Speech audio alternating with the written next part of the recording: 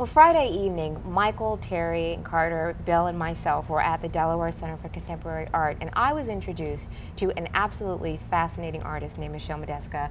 Michael already knew her, but I had the opportunity to get an in-depth explanation of her work and what inspired her to create a piece that is on display right now at the Center for Contemporary Arts. So before we introduce you to Michele, we want to introduce you to her work.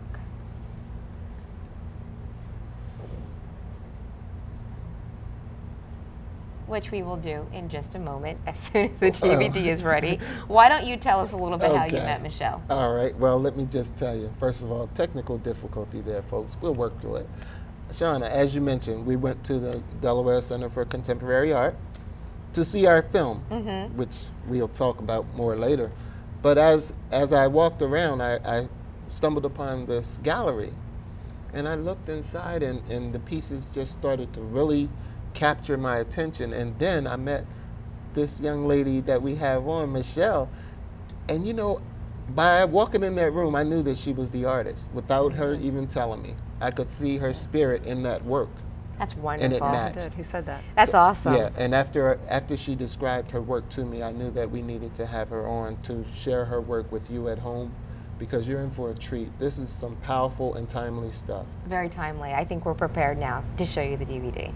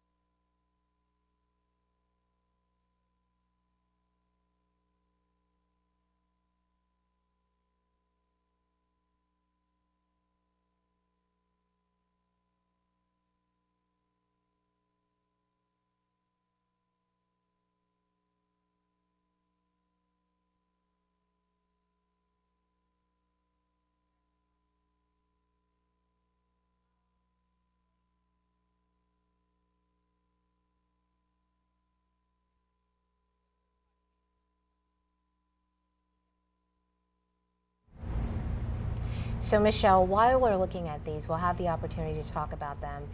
We've seen so far 3 pieces, and I just want to have you explain to our audience, as you explained to me, what your inspiration was for these pieces.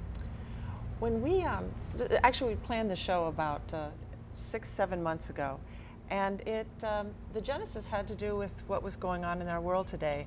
People were losing their jobs, they were losing their homes, they were losing their retirement funds, and it struck me that the world that we were living in was a dramatic shift in that people who at one time thought that they could count on certain basic fundamental things were losing those.